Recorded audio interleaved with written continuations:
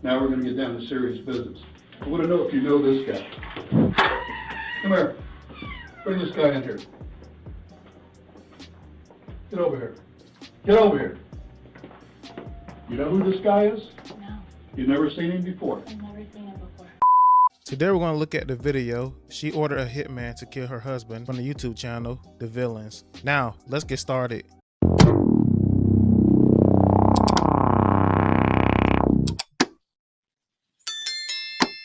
I'm Sergeant Ramsey. I'm the one that called you. Thank you for coming. I'm sorry to call you. Listen, we had a report of a disturbance at your house, and there were shots fired. Is your husband Michael? Okay, I'm sorry to tell you, ma'am. He's been killed. No. He's been killed, man. I'm sorry. No, he's not. Listen. No. That crying is so fake. No. Try to calm down. No. What you just saw was Dalia Dippolito crying over her husband's death. Something that was found not true. Dippolito, was that Italian? Everything you see here, from her immediate outburst of sorrow to the officer reporting, it's all done to uncover the actual plot. In this video, we're taking you through the crazy case of Dalia and how a successful sting operation prevented a terrible fate for her husband. In 2008, Dalia Dippolito was in real estate and had a side hustle as an escort when she met her husband, Michael Dippolito. Michael had a sheet on him for fraud but was very successful. But somewhere along the line, their marriage fell apart, and it was evident that she was using a criminal history to get whatever she wanted from him. One time, the police were tipped by an anonymous caller about Michael's involvement in narcotics. He was worried about losing his assets if arrested, so he signed off his assets to Dalia. Now, with the assets in her name, she wanted him gone. Dalia reached out to an ex-boyfriend named Mohammed Shihadeh to find an assassin, but instead of finding an assassin, he went to the police and informed them of the conversation. Good man. She asked if I knew someone who can kill her husband for her. Are you scared for the guy? Yes, because she's really, dead serious on getting this done. She's maybe 5'6", 5'7", dark black hair. She's a good-looking girl. Really good-looking girl, actually. But it was his word against hers. There was no proof. So to get proof, Shihadeh was made a confidential informant for the Boynton Police Department and was asked to arrange a meetup with Dalia in a public gas station to discuss the assassination. This guy's a professional. It's not his mom is not going to get suspicious of you or anything like that. Why me? Like, do you know what telling somebody it? Nobody's going to be able to point a finger at me. And to conclude this conversation, Shihadeh tells her that the hitman wants $1,200 to buy a gun. And surprisingly, she counts it out and gives it to him, along with a picture of her husband. Wipe my pants off the pictures. Really? You're going to give him something with fingerprints all over? This is when the detectives realize that this lead is actually a potential murder case. So now the police decided to plan this sting operation to gather as much evidence as there is. In 2 days, Dalia is called to meet with the assassin, who is actually Officer Widdy G, an undercover cop. After she gets into his car, the two discuss how the attack will take place. Got a picture of the house or whatever. How soon can we get everything going? Well, it's up to you. I mean, I need it done like this week, but like my understanding of everything was that like, you know, I was going to give you what I gave you, and then that was everything. Until after the fact. And then after the fact, I guess you were going to come and, like, find me or whatever. I mean, I'm good for it. Like, it's not like I don't have it or anything. I mean, I know not to fuck around with you. You know certain things, whatever. Like, you know what I mean? Like, you obviously know where I'm at. I could get it done by Wednesday if you want me to. You understand? But I got to do my homework, you know? Right. I got to, know exactly where the place is and how to get out of there, how to get in and out. You understand? What the neighbors want. I got to call the cops. Report a shooting to see how fast they get to that location. There's a lot of stuff I got to do. Okay. That's going to cost me a lot of money. So if we go ahead and we do it, like, at the house, like, how soon could you do it? And I could do it Wednesday morning. It's going to be like I break into the house, didn't think he was going to be home because everybody works in the daytime. Right. I'm going to think he's at work. Boom, he's not at work, then, he gets two in the head. This dumb bitch has no idea she's being recorded. That's it, I take a couple things with me, break a couple windows, make it look like a robbery that went bad. It's all over. I'm gone out of there. We're just going to be asking you questions, although they know it's going to be obvious what it is, and they already know, but, they're going to ask questions, because that's how they got to do it. But I don't know how well you handle pressure. saying? I don't know, you know, because I don't want... No, I'm not going to, you know, I'm a lot tougher than what I look. I know you see me and you're like, oh, what a cute little girl, whatever. You know, but I'm not. No shit, you're an evil person inside and out. Oh, you're extremely beautiful. Thank you, but, you know, I just need to make sure everything's going to take care of. Between now and when it's done, you know, you're not going to have an option to change your mind. Even if you change your mind, I'm talking to him. There's no changing, no, there's no, like, I'm determined already. I'm positive, like, 5,000% sure, like, around 6:30, 7 o'clock, he always walks the dog in the morning. He walks the dog across, like, over where the lake is, and our door is always unlocked. I'll be in the house by 6:30 Wednesday morning. 6 o'clock, you can get in. All right. Okay? All right. Thank you so much, and I guess you'll hear from me. I'll hear from you. All right. All right. Thanks a lot. Okay. Bye. In their 23-minute conversation, they agreed on a payment of $7,000 for the murder. To plan out the perfect sting operation, they now needed to bring in her husband Michael into the plan and explain to him what was going on. I'm Detective Marino, ID 696 for the Boynton Beach Police Department. All right, also present in the room right now is Mr. Michael Dippolito. Can you go ahead and spell your last name?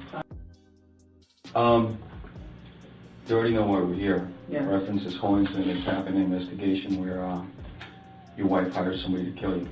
Yeah. It's weird that he doesn't feel fazed as his wife tried to kill him. But before they can just spill the beans on their plan, the detectives need to figure out what went wrong with their relationship, the real motive behind the hit. And pretty much we're on a fast track relationship, getting along great, everything's great, you know, and as soon as we moved out of Boca in January, and I purchased a home in Boynton, and I would say 2 weeks after we did that, I hired a lawyer to get off of probation. I started giving my wife money because she was going to provide me with the other half of the money for the probation. And just for the record, what were you on probation for? Just real quick. Organized fraud. Okay. Basically, we were trading commodities that didn't exist. All right, that's enough of that then. And then I provided her with $100,000. She was supposed to provide me with $90,000, and my lawyer is telling me it's not here, it's not there. She was supposed to send a wire. The wire magically never showed up, and then the story was just unbelievable. And you know, what do I do with that? And then I turned around and I was going to leave. And then she got honest that she messed my money up in some wire scheme where she was supposed to send it and make money on it. And so how long did you date before you actually got married? We dated from October to January. Okay. So however long that would be exactly, 2-3 months. Right. So that's pretty quick. So you get married, and then how long after you get married do you start, or do you ever feel that something's not right with her? About a month and a half. Right away. The money starts disappearing. I had drugs planted on my truck. The officers came out to search my truck. I'm not a drug dealer, I never was. Where did that happen at? The Ritz-Carlton in Manalapan. I came out one day and we were leaving in the morning, and an officer approached me, "Is this your truck?" I said, "Yes, it is," and I didn't know what he wanted. He goes, "Can I search it? There's been activity on it, someone called," and I'm like, "Absolutely, you can search it." The officer searches the truck, there's nothing in the truck, he lets me leave. I figured someone called, but nobody knew we were there. It's an unexplainable thing. Were any drugs found? The next day I went to get gasoline in the truck, there was drugs in my gas cap. So luckily, you had no knowledge of that? No. I mean, thank God, you know, I let the officer search the truck, there's nothing in the truck. Thank God he didn't find them, because, you know, that would have been a disaster. Point being, though, it was unexplainable. Nobody knew we were there. Nobody knew we were there. So who do you suspect planted it? A hunch. A hunch was my wife. This woman is dangerous. Okay. And I played it through my head 1,000 ways. I thought, could it be? I'm laughing. I even thought maybe it wasn't me who put it there, you know, and didn't remember. But I don't, you know, the point is, nobody knew we were there. Nobody had access to my vehicle except my wife. What would her motivation be for doing that? You're on probation at the time. At that point, yes. And at that point, she already had stolen $100 and some thousand from me. And so now I'm out $100,000, and she got me involved in another scheme to where I lost another 90 or another 100,000 trying to, you know, I lost $240,000 with this girl. Toxic relationship 101. It's unexplainable money. These should have been the earliest red flags for Michael about Dalia. The pattern suggests that she's been after his money since the start, and it's possible that the hit was arranged for her to get away with the money she had.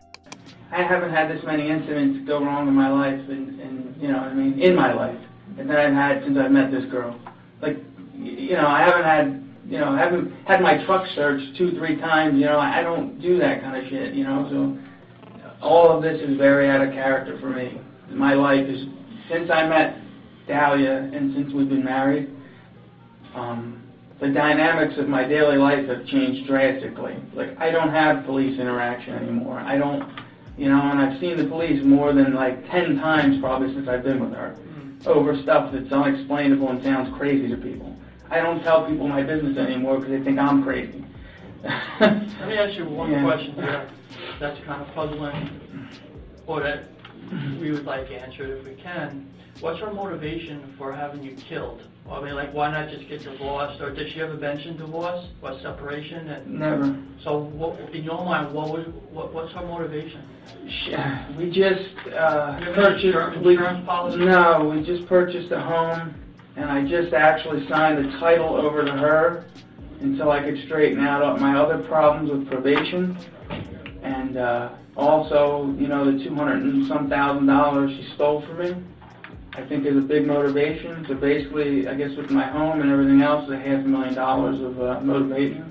Was that money used like restitution to pay back your victims? It was supposed to be for that. Yeah. Right. And she stole it. You have no proof. So with that, the husband was brought in on the plan and asked to be at the station during the hours of the fake planned hit. At this time, Dalia was told to be at the gym, her designed alibi. So while she was there, the police called her and immediately asked her to come home, which she knew was where her husband was meant to be killed. To her, this would be the police calling her to be informed of her husband's demise, so she had to act accordingly. Why don't you be the judge and see how she did? I'm Sergeant Ramsey. I'm the one that called you. Thank you for coming. I'm sorry to call you. Listen, we had a report of a disturbance at your house, and there were shots fired. Is your husband Michael? Okay, I'm sorry to tell you, ma'am. He's been killed. He's been killed, man. I'm sorry. No, he's not. Listen. No. Wow, such a great actor. No.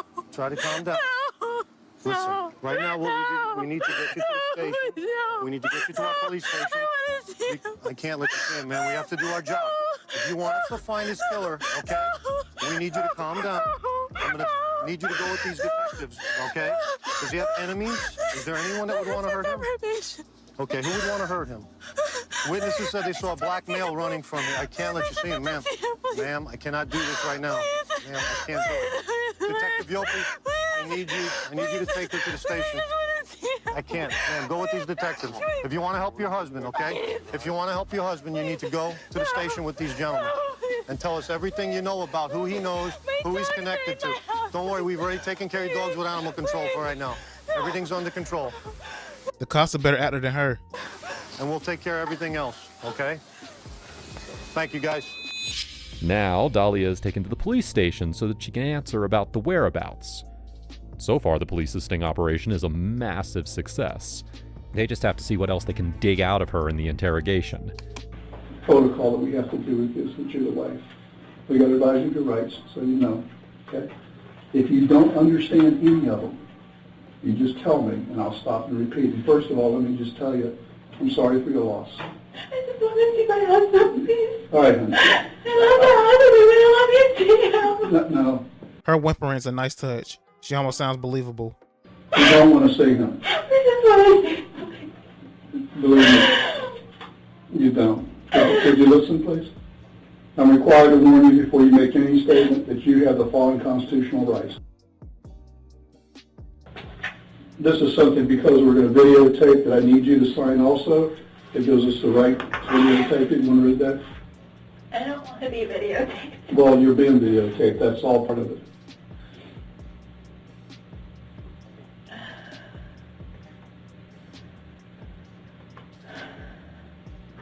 Whose number is that? That's your home number. Oh. We got that from our reports that have been filed here. And then I'll tell you what's going on here. Notice her trepidation is signing off on the fact that she's being recorded. This means that instead of weeping and complaining, she has to be extra careful about what she says. Even though she is caught dead to rights, any extra inconsistencies in this interrogation can land her even more jail time. Listen, is there anybody that you know that you think would want to kill your husband? My husband's on probation. For what? He's for stock fraud. Stock fraud? How long has he been on probation? Probation or parole? Is he spending time in prison? How much? Do you know? 2 years in prison and 5 years on probation, going on to 6 years. Oh my God. And what was that for? I love it when the police ask questions they already know the answer to. It was for taking money. It was like, he explained it like boiler room kind of, where they would take money from people and put it towards things. Yeah. How long have you guys been married? Not even a year. This is tragic. Is there anybody you could think of that would want to do this to him? I was telling the officers we've had problems already, and what sort of problem? He's been trying to get off probation, and it's just been nothing but problems the whole time that he's been trying to get off. People weren't happy that he was getting off probation because it's a lot of money he's got to pay back. Well, when you say people, who are you talking about? People that were involved with him before, or? A little bit of everything. This was supposed to be something, when he got off probation, it was supposed to be between us. And he went and he told, friends of his, he told, certain people, and everyone kind of talks, and he's constantly running into a lot of the guys. Really? She's trying to bring other people into this? That he was on probation with. Like, a couple days ago, we ran into someone, and that was a target. I mean, and the guy comes up to us, and he's like with organized crime. It seems like a lot of the guys from Boca are starting to move up here, and we're constantly running into, you know what I mean, a lot of the guys that he knows and things like that. 2 minutes in, and she goes from weeping to speaking in a fluent tone about the enemies her husband has. She's using the probation and prison buddy angle as a way to steer herself out of the situation. A futile effort, of course. Now she'll bring up the fact that his friends were after his money, more specifically $191,000. So it was a lot of money. It was $191,000 that he had to pay back. So we were going to go ahead, and he had the money to pay off the probation and everything like that. And then I guess somehow when he went away, some guys didn't go away. They left the country. You mean went away? He went to prison? Right. Okay. They left the country. And so somehow he was dealing with some of those guys because they thought that he owed them, and I don't know, something with that he was taking care of.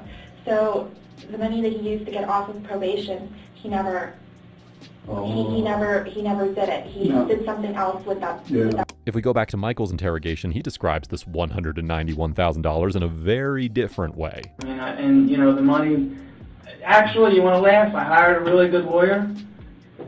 And we're at the lawyer's office, and this guy threw me out of his office because he's so disgusted. And he's actually, I guess, a witness in this because he sat with this. We were at the desk, and she had the check for $191,000 as a cashier's check. She wouldn't hand it to my lawyer. And my lawyer's looking at me, and she's coming up with some cockamamie story. She wants her money first. The point was I was done probation. I paid these people their money, and she didn't hand it over. The lawyer says, I can't take the money from her if she's not willing to give it. So he throws me out. I have to run back now and get her money to give her money that she supposedly put into this. So at any rate, we exchange money. I run back to my lawyer's office, and I hand him the check. It was for $191. Wow. So the check magically changed from $191,000 to $191. My lawyer was a witness to this, and he chased me down the hall and basically threw me out of his office. He was disgusted because he also warned me something's wrong here. And so he fired me. So that's another sign, huh? Yeah. So he's a witness to that. Like, he saw the whole thing go down. He saw the real check. He saw the bad check. So, to verify the claim, the detective has to dig deeper into who these friends really are. Yeah. With that money. Now, do you know any of these people, their names or anything like that, or where they may live, so that we may be able to follow it up? We're not going to implicate you. The guys that left, I don't know. So now she doesn't conveniently know. Yeah, you don't know them? I don't know them. You've never met them? No, I mean, I know the guy that we ran into a couple days ago. Mm-hmm. I know certain names, you know what I mean, and I know certain families, they were on the news, like the guys that all just went away. Mm-hmm. I forget what family. See, Brian and I in the squad, that I only work major crimes. We only work murders, or homicides, and very serious assaults, and kidnappings, and police shootings, and things like that. We only specialize in that. We don't work anything else. So I wouldn't know about the theft of money that he may have been involved in or anything else. So I'm asking, if you know any names, then we can run these guys down and see what they know. Well, those group of guys, they all went away. But he's saying one of them, I guess somehow he had a problem. I don't know what problem he had. It was before we met. He ran into one of these guys, and the guy, he thought he owed him something or something happened. But they went away. I don't know if the one guy that I'm telling you about, Mm-hmm. Pasquale, if he also went away or if he didn't. But this just happened like a month and a half ago. They all got arrested again, the stock fraud stuff again. His first name Pasquale or last? I don't know. Is it Pasquale or Pasquale? Pasquale. Okay. What nationality are you? Spanish? My mom's from Peru and my dad's from Egypt. Wow. Yeah. All right, I understand you got a couple animals at your house too, right? So, I guess, I want to tell you everything, the whole, so Please you do. guys kind of know Yeah, what's going on. I do. Okay. I want to know. So, that's what happened with that. So he didn't know how to tell everybody what was going on with everything. Mm-hmm. And so he pretty much, he told them that, like, you know, I had the money and I took it and I got involved in like a Bernie Madoff kind of scheme because he didn't know how to tell, you know, his mom and everybody what was going on. You're lucky. What? You're lucky you went to the gym. We were supposed to go to the gym. Oh, both you were supposed to go? He didn't know if he was going to, he just had liposuction, and he had like 2 blood handles removed from here. I think he had something little, and 2 weeks ago he had surgery. And yes, What kind of surgery? the beltectomy, like the lipo that he had. Oh, did he used to be real heavy or something? No, he used to be, and then he got lipo done, and I guess the plastic surgeon left like 2 bulges here, so yesterday we went because he had like blood buildup in his back, so they drained it. Okay. So he was like, well, depending on how I feel today, but we go every morning. We haven't gone since his surgery, but every morning, 5 a.m., we're both at the gym. Yeah. You got a lot of, that's better than me. I wish I could go, obviously. Well, you know, he's very, he used to be a drug addict, and... What was his drug of choice? Crack. Crack? Yeah, I'll do it to you. And he's recovering alcoholic. And so with him, it's very important to be like on a schedule and, you know what I mean, like have a system and very organized with everything. And Let's get back to... Now, with bad friends comes terrible habits. She squeals about his drinking and narcotics abuse, thinking that this is another angle for them to look into. But at this point, she's deflecting from the cause of the killing to her personal blame game, which the detectives catch on to quickly and ask her to revert back. Yeah, I noticed that too. She's all over the place. his death. I don't know if you know, he was shot. He was shot twice. And I want you to know all this. Do you know this? Did they tell you out there? Not exactly. I mean, they told me he was shot. When I was at the gym, I got a phone call. I didn't hear my phone ring, and I called back, and they told me just to please come, that something happened at my house. Yeah, he would. Evidently, your husband answered the door, and they took him back upstairs. And in your bedroom. We have cameras, though. Why would he answer the door?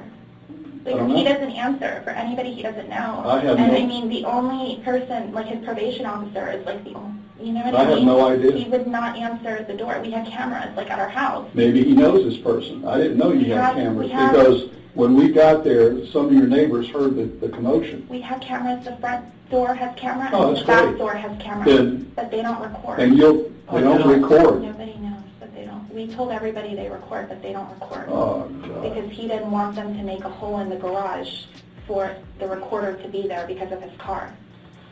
Well, when we got there, your door was wide open. When the officers got there, your door was wide open. They went in and looked. They said there was 2 dogs in the house in a crate or a cage or something like that. And he was found in the bedroom. He was shot twice in the head. He wouldn't open the door unless it's somebody that he knows, because Well, then, we don't open for anybody. Now, you have to understand, I wasn't there, neither was he. We have other people there, so maybe somebody broke into the house or something. I don't know. I haven't been to the scene yet. All of our rooms have TVs, and we look specifically, like, to make sure nothing is happening, because we've had drug incidences and things like that. Was he asleep when you left? No, because we said sort of, but not really, because of his back. He was just kind of like... Laying there? He was just laying there, and he set the alarm, you know?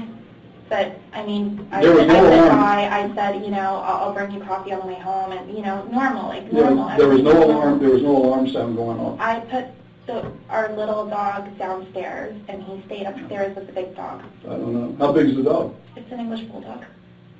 But Will he he- doesn't do... Will he bite somebody? No, he loves everybody. I mean, he will run off with whoever he sees. The one that's very aggressive and mean is the white one. It's probably the smallest The one. little, she's Yeah. like 4-pound dog. I think she weighs 200 pounds, right? I'm just trying to... Yeah, what I'm gonna do right now is There's a lot that, like, I want to tell you. I'm going to be back. What I want to do is call right now. I'm going to go out and get in touch with the officers at the scene. I want to see if the house was burglarized. Okay. All right, just hang on for a second. Thank you. You want to wait here?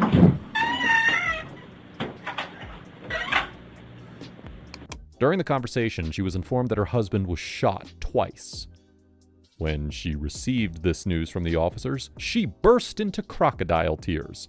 And right now, when she was told the same, she could only think about the cameras in her room and the alarm system. Her tone has been quite consistent for someone who just lost a husband. Now the officers are done playing games. They have more than enough to reveal the whole truth. This is about to be good. Now, you know that I advised you of your rights, right? Yes, you have. Okay. The game's over with. Okay? There's no more games with you and I. Now we're going to get down to serious business. I want to know if you know this guy. Come here. Bring this guy in here. Get over here. Get over here. You know who this guy is? No, You've never seen him before. I've never seen him before. Ever. Do you know her? Put your head up and look at her. Put your head up. I've never seen him. What were you doing coming out of her house? Get him out of here.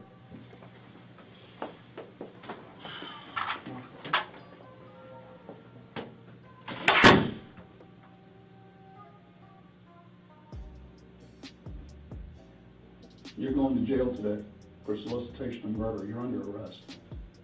That's an undercover police officer. We filmed everything that you did, recorded everything that you did.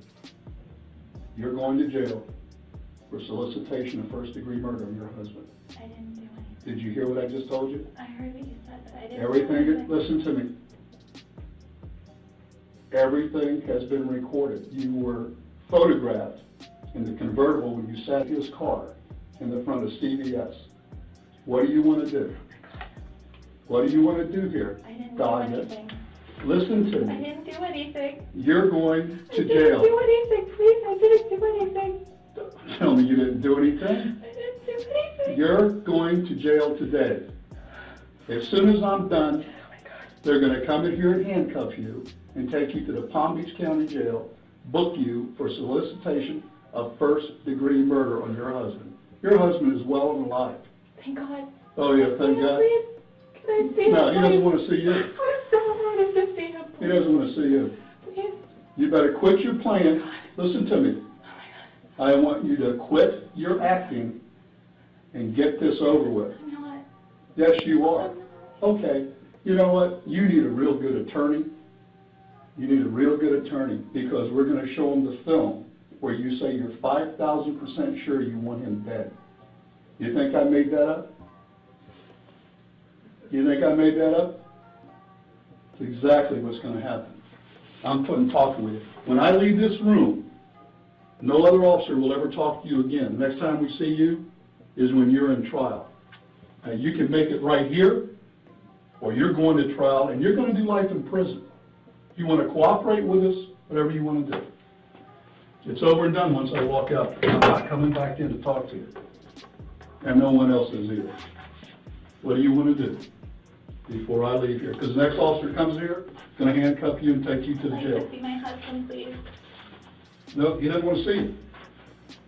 He doesn't want to see you. I'm leaving now. Can I have an officer come in here and cuff the person? I don't know what's going on, please. We go ahead and arrest her for solicitation first degree murder. I don't know what's happening, please. Can you folks stand up? Stand up, please. Oh my God.